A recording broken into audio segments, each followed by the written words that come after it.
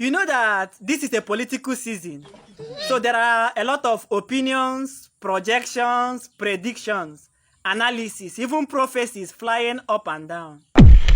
And it is to be expected because everybody is entitled to their own opinion. Yes. But having said that, I came across an opinion that got me really disappointed.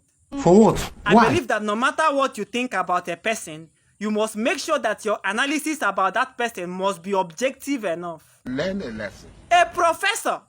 In fact, I will call his name. He will not beat me. We just pray. Even if he slaps me, my cup wanya will not fall. Highest, it will change position.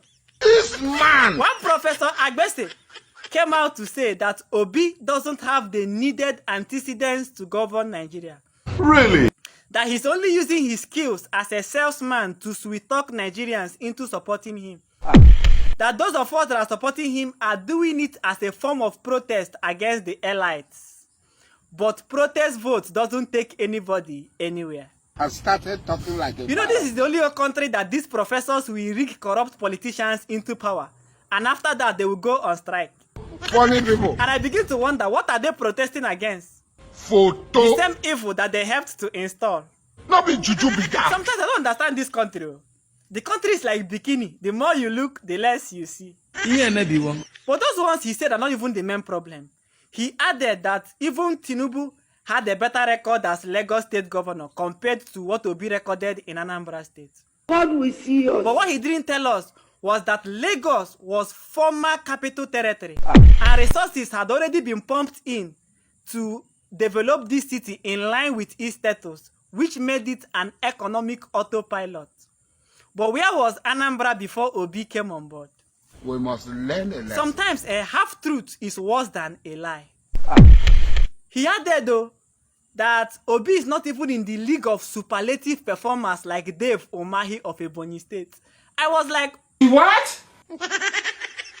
to add salt to injury, he was like, why do we praise a man for saving money in Anambra State, money he would have used for infrastructural development? What kind of plan is this? So even if you kill yourself for Nigerians, some of them will still complain that you did not die well. So in a country that is so indebted, that we use more than 70% of our GDP to service debt, that our indebtedness have battered our economy. $1 is heading to 1,000 naira.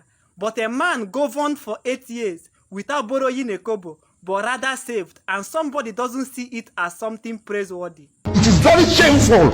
Talking about infrastructure, under Obi, Anambra had the record of the best rural road network in the whole 36 states. You get it? I learned that before he came in, no medical institution had accreditation. But by the time he left, 10 had already gotten accreditation. Wow! Then my biggest worry is a state that we are number 26th in WAEC suddenly moved from number 26th to number 1 and they maintained it for 3 years. But a professor, someone in the academia, doesn't see it as something praiseworthy. It is sycophants that will kill us in this country. I will tell Apostle about See, the truth of the matter is that no leader is perfect. No leader can please everybody because our expectations are different. Because it is only when corruption favors you that you will see corruption as connection. That is not correct. But we are in a country where our leaders have turned to demigods. Child. Where they use public funds to finance personal projects abroad. Where they steal public money and hide it in septic tanks. Where they collapse in court whenever their corruption cases are being mentioned. Where the only thing they pass across to their successors are unpaid salaries and huge debt. So in this type of country, we must not undermine the sincere efforts of an honest man. Before We have to rise up. Nigeria. We have to know who we are. Nigeria. From top to bottom.